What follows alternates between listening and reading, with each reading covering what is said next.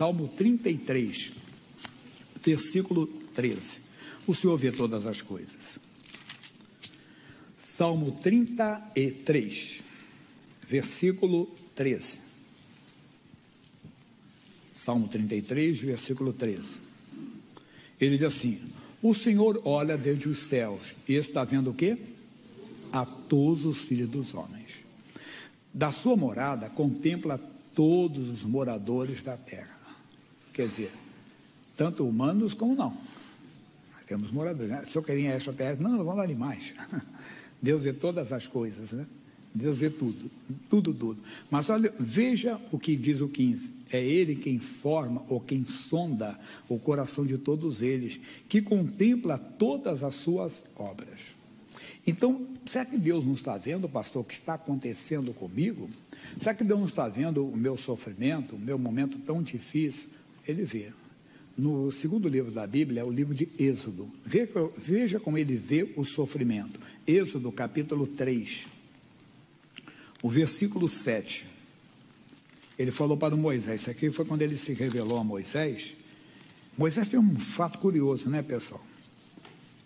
Quem está com 80, tem alguém com mais de 80 anos aqui?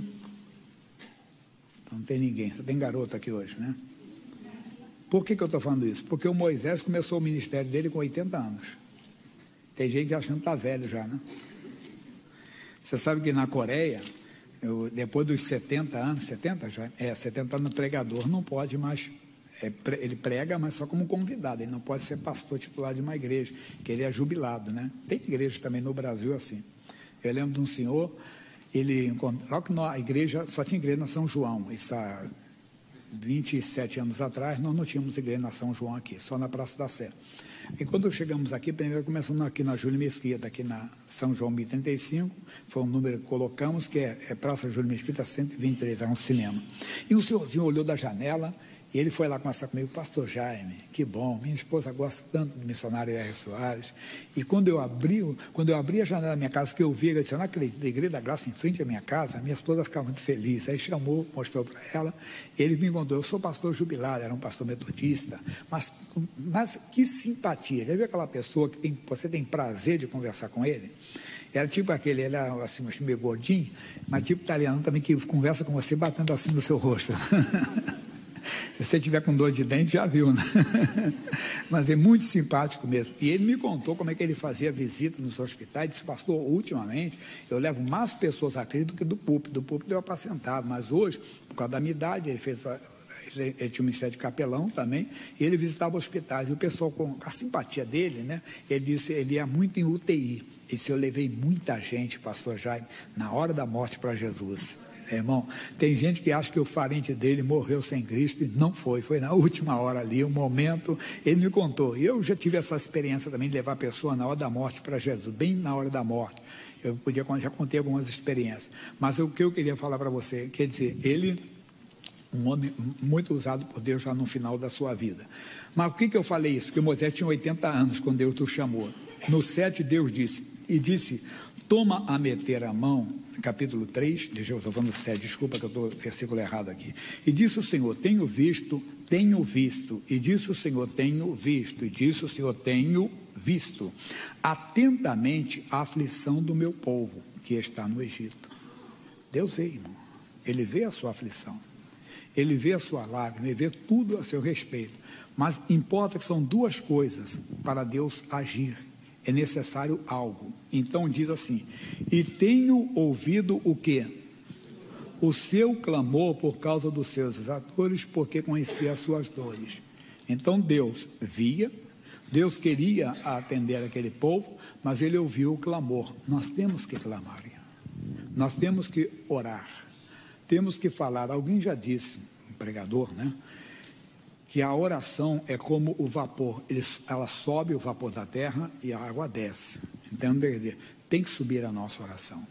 Nós temos que colocar, até às vezes, de dia e de noite.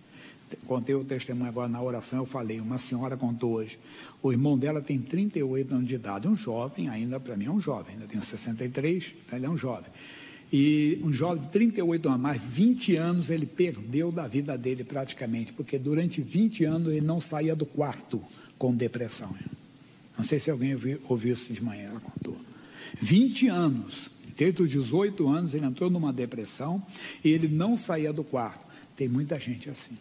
Temos que clamar por eles. Temos que buscar a Deus por essas pessoas. Veja só, o Senhor Deus, Ele ouve o clamor. Nós vamos ver a série da cura da sogra de Pedro, começando com Mateus, no capítulo 8. São detalhes.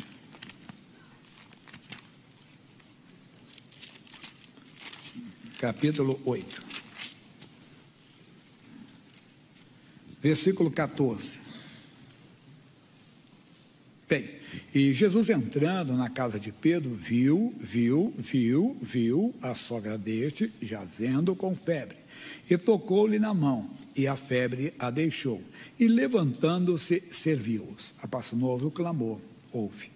Aqui é o relato do Mateus. Os chamados evangelhos sinóticos, que são iguais, você vai ver o Marcos falando a mesma coisa no capítulo 1, mas o Marcos dá esse detalhe, capítulo 1 de Marcos, versículo 29. Repare comigo isso. É um estudo rápido. Marcos, capítulo 1, versículo 29. E logo saindo da sinagoga, foram à casa de Simão e de André, com Tiago e João. E a sogra de Simão estava deitada com febre. E logo lhe falaram dela. Irmão, nós temos que falar da pessoa da nossa casa, que está com febre, que está com vício, que está com ódio, que está com depressão. Temos que falar, nós temos primeiro que pegar essa liberdade de levar Jesus para casa, pegar essa intimidade com Ele, quer dizer, nos envolver verdadeiramente com Ele, que consigamos levá-lo para casa. Aí o que vai acontecer? Nós poderemos falar, Jesus, o fulano aqui bebe, fulano usa drogas, fulano é muito nervoso, anda muito agitado. É necessário. Ainda só para completar o estudo, é Lucas também, capítulo 4. Geralmente nós estudamos mais no Lucas, a cura da sogra de Pedro. Capítulo 4, versículos 38 e 39.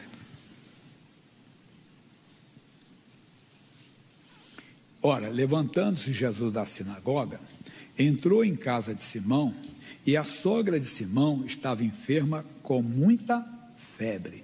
E rogaram-lhe por ela. Quer dizer, existe isso, existe essa oração, que a pessoa deve fazer a oração, que deve buscar a Deus, deve clamar ao Senhor, buscar como deve ser buscado realmente. Mas, inclinando-se para ela, repreendeu a febre. E essa a deixou. Mas o bonito é agora. E levantando-se logo, serviu-os. Jesus quer. Pode ter certeza, operar na sua casa, mas é necessário que a igreja de Cristo clame, que a igreja de Cristo ore, que a igreja de Cristo busque. Bem, nós vimos sobre o clamor, que é importante. Aí nós vamos ver que tem situações que parece que eles não clamaram, mas não podemos esquecer que o Senhor Deus é misericordioso. Primeiro, por que ele viu, Lucas ainda, capítulo 19, não vou ler tudo não, só vou ler só o versículo que eu quero, que é o do Zaqueu, tá? Capítulo 19, você vê comigo o versículo 5 só. Diz, e quando Jesus chegou àquele lugar, olhando para cima, viu, e disse-lhe, Zaqueu, desce depressa, porque hoje me convém pousar em tua casa. Mas por que ele viu? Porque o Zaqueu fez algo. Zaqueu ouviu falar de Jesus, Zaqueu se esforçou, ele não podia ver Jesus porque era uma multidão. Já explicamos uma mensagem muito forte que Deus nos deu. Você não tem que procurar ninguém da multidão, você tem que olhar Jesus. Se você olhar para a multidão que segue a Jesus, você vai se decepcionar. De vez em quando, a mídia, por exemplo, hoje, é bem, vamos dizer assim, parcial, né? Sobre isso. Quando você vê evangélico, pastor, não sei o quê, é verdade, tem, pode encontrar mesmo. No meio das pessoas que seguem a Jesus, você encontra todo tipo de pessoa, desculpa a expressão, não estou fazendo alusão a ninguém, com todo o temor. Não estou fazendo alusão a ninguém, com todo o temor. Não estou fazendo mesmo. Mas vai encontrar muito picareta também. Vai encontrar bandido, entenda bem? Vai encontrar. Você vê que Jesus tinha 70 discípulos, 12 eram bem próximos. E entre os 12 tinha um que era ladrão. Você vai encontrar ladrão no meio também nosso. Vai. Felizmente vai ter. Você vai encontrar. Você vê o Pedro em quem? Pedro constantemente se metia em encrenca, né? Vai encontrar. Encontra um que é mais agitado, mas o Pedro era um discípulo. Era o temperamento dele. Às vezes você encontra uma pessoa que tem um temperamento mais forte, mais agitado, a outra é mais calmo. O importante é não ter pecado, é ter santidade, né? Porque a santidade, entenda, não é qualidade do cristão, é dever do cristão. Porque nós temos que ser santos, porque o nosso Deus é santo. Santos é pautados na palavra de Deus. Então, já vimos essa parte aqui, mas eu quero falar um pouco mais sobre isso, que agora que vai, vamos dizer, vai esquentar. João capítulo 9.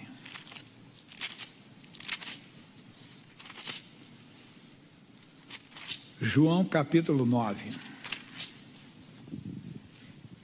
E passando Jesus, viu um homem cego de nascença. Viu. E os seus discípulos lhe perguntaram, dizendo: Rabi, quem pecou, este ou seus pais, para que nascesse cego? Jesus respondeu: nem ele pecou, nem seus pais, mas foi assim para que se manifestem nele as obras de Deus.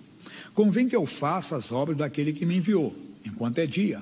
A noite vem, quando ninguém pode trabalhar. Enquanto estou no mundo, eu sou a luz do mundo. Tendo dito isso, cuspiu na terra, e com a saliva fez lodo, e untou com lodo os olhos, e disse-lhe: vai,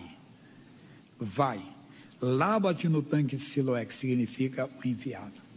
Pastor, esse não clamou, realmente, não vê aqui, mas não sabemos. Deus não vê como vê o homem olha para o que está diante dos seus olhos, Deus olha para o coração, ele poderia ter o clamor no seu coração, mas não vamos entrar nesse mérito também não. Mas o que? Além de clamar, nós temos que fazer o que ele manda. Esse homem recebeu uma ordem, imagina ele cego, o que você está fazendo comigo? Não questione o Senhor.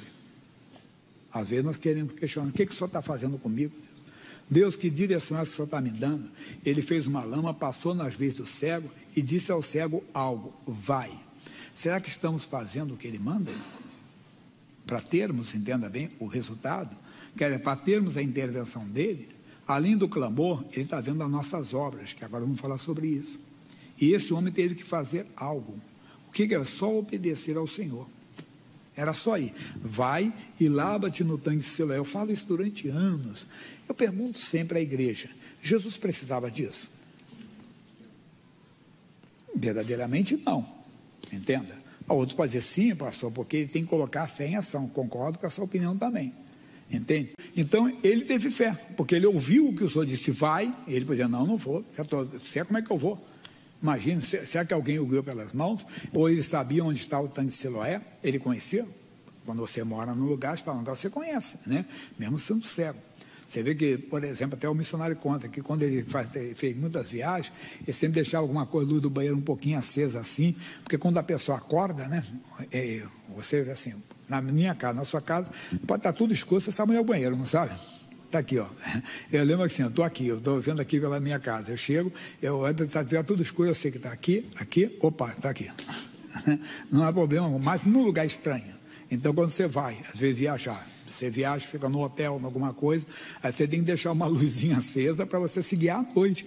Ou então você tem que estar com do lado de um abajur, alguma coisa para acender, senão você não sabe. Então, e Jesus falou: vai, ele obedeceu. Sem fé é impossível agradar a Deus. A fé no clamar e a fé no agir, que nós vamos ver mais coisas ainda que eu coloquei nos meus bolsos, só para você entender aqui. Uma coisa importante, Lucas, capítulo 7. Esse agora vai ser profundo. Esse eu lembro de um hino que canta, ele está vivo até hoje, Vitorino Silva, um grande cantor evangélico, vou falar. Capítulo 7, versículo 11. Diz: e aconteceu pouco depois, ir ele à cidade chamada Naim, e com ele iam muitos dos seus discípulos e uma grande multidão. E quando chegou perto da porta da cidade, eis que levavam um defunto, filho único de sua mãe, que era viúva. E ela ia com uma grande multidão da cidade, e vendo-a, ó, o Senhor vendo de novo, hein? Moveu-se de íntima compaixão por ela. Glória a Deus. Você vê que também ele pode agir na própria compaixão, por ele mesmo. Compaixão é sentir, ele sente. Não esqueça que Jesus era Deus, mas estava ali o o homem Jesus. Então todos nós também temos que ser movidos de íntima compaixão. Aliás, é impossível pregar o evangelho ou viver o evangelho sem compaixão. Compaixão é sentir a dor do próximo, entende? Ele sentiu, como você sai daqui, ele coloca ali Mateus 14:14. As pessoas não pediram para ele, entenda, mas ele disse: e Jesus saindo viu uma grande multidão e, possuído de uma íntima compaixão para com ela, curou seus enfermos. Então nós temos que ter esse sentimento também, mesmo que a pessoa não peça para nós devemos orar por elas, as pessoas, às vezes não só os de casa, não, até os vizinhos. Nós, tem muito caso, só vamos saber no dia do juízo, que teve muitos, eu, talvez você, estamos aqui porque alguém orou por nós. Alguém intercedeu por nós, alguém chorou até aos pés do Senhor por nós. Conta o caso de um rapaz que eu conheci no Rio. Ele não foi um bandido de andar armado, de fazer isso, mas acabou se envolvendo num crime. E ele foi condenado a muitos anos de prisão e tudo, né? Mas ele contou que uma vez ele foi cercado e as pessoas de metralhadora soltaram assim, ele contando para mim, assim, como se fosse aqui, ó, uma distância pequena mesmo. Soltaram uma rajada de metralhador e não acertaram um tiro nele. Aí falaram, ele tem o corpo fechado, a mãe dele era tudo de feitiçaria na época, ele tinha o corpo fechado. Tempos depois, a mãe dele, que era de terreiro, né, de bruxaria, se converteu, se tornou obreira. Ele também se converteu, quer dizer, tinha alguém orando, irmão, alguém cercando com fé, quer dizer, alguém movido de íntima compaixão. Agora, não só orar, falar também, como fala T.L. Osborne, hein? Enquanto nós oramos, as pessoas vão para a perdição. Temos que orar, mas temos que agir também. Então, Jesus era movido por essa íntima compaixão, foi movido por ela. Mas tem uma coisa, diz assim, e disse-lhe, não chores. E se ela continua, meu filho, Senhor, obedeça o que ele faz. A fé vem por ouvir, e ouvir pela palavra. Se ele fala algo, temos que obedecer. E a mulher obedeceu. Aqui não disse que ela não obedeceu, não chores. E disse ao jovem, eu te digo, levanta-te. E o defunto assentou-se e começou a falar e entregou-a à sua mãe. E de todos se apoderou o temor. Fica pensando na vizinhança, pessoal, quando ele chegou em casa, ele saiu daqui já ir para ser sepultado agora? Voltou vivo. Que bonito. Mas o bonito é isso aqui, obedecer o que ele fala. Então, nós temos que clamar e temos que agir em cima daquilo que ele fala, até mesmo no pecado, quando temos pedido perdão a Deus, que nos arrependemos. Livro de Jonas, essa semana passada eu dei uma mensagem sobre Jonas, mas é outra. Capítulo 3, que eu vou ler só o versículo 10. Jonas não queria pregar para Nínive. Por quê? Nínive era a capital da Síria, os ninivitas eram cruéis, eram adversários do povo de Jonas. Jonas não queria a salvação daquele povo. Jonas conhecia a misericórdia de Deus, conhecia o amor de Deus, que aquele povo não seria destruído, aquele povo não seria vencido, não seria derrotado, destruído, né? Então, o Jonas foi, depois de parar no vento do peixe, lembrou-se da misericórdia de Deus, pediu a misericórdia, Deus devolveu ele à praia, né, areia, e mandou ele fazer a obra. Ele foi lá pregar. O povo ouviu, e Deus viu as obras deles. Olha aí, Deus viu as obras deles. Da sua morada ele contempla todos os moradores da terra, como se converteram do seu mau caminho. Profundo. E Deus se arrependeu do mal que tinha dito que lhes faria, e não o fez. Quando Deus se arrependeu, Deus não executou o plano, porque o salário do pecado é a morte. Mas se o homem se arrepender, ele não vai ter a morte. Quando fala arrepender aqui, Deus não é filho do homem para que se arrependa. Então é isso que ele está olhando para mim e para você. Então, quando nós, entenda bem, oramos a Deus pela nossa casa, pela nossa família, Deus está olhando o nosso coração. Se a nossa obra é se estamos aqui apenas cumprindo uma obrigação, mas no dia a dia não lutamos. As nossas obras têm que ser verdadeiras. Não esquecendo 1 Samuel capítulo 16, versículos 6 e 7, que você conhece bem. E sucedeu que, andando ele, viu a Eliabe e disse, certamente está perante o Senhor, seu ungido. Versículo seguinte, porém o Senhor disse a Samuel, não atente para a sua aparência, nem para a sua estatura, porque eu tenho rejeitado. Porque o Senhor não vê como vê o homem, pois o homem vê o que está diante dos seus olhos, porém o Senhor olha para o coração. Então Essa é a palavra. Vamos voltar onde nós começamos. Salmo 33. Paramos no versículo de número 15. É Ele quem forma o coração de todos eles, que contempla todas as suas obras. Então Deus vê o nosso sofrimento, Deus espera o nosso clamor, nós devemos te clamar, mas Deus também vê as nossas atitudes, não só aquela que os homens estão vendo, mas no coração você quer o recomeço que eu falei, você tem que querer no coração. No coração você tem que querer a reconciliação, você deve querer a reconstrução, e não para agradar um ou para manter a aparência, mas querer no coração para agradar a Deus, acima de tudo, para fazer a plena vontade de Deus. Você quer fazer algo não porque você, mas é para agradar a Deus. É isso que ele diz: amarás o Senhor teu Deus como de todo o teu coração. Então, antes de qualquer coisa, buscai primeiro o reino de Deus.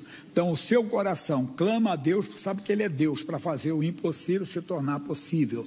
Entenda, você quer agradar a Deus naquilo que você realmente faz, porque você obedece a Ele, que isso é fé. Não chorar, entenda isso, se lavar no tanque, e às vezes tem que fazer isso, ou o que Deus mandar, faça, que Ele sabe recompensar. Amém?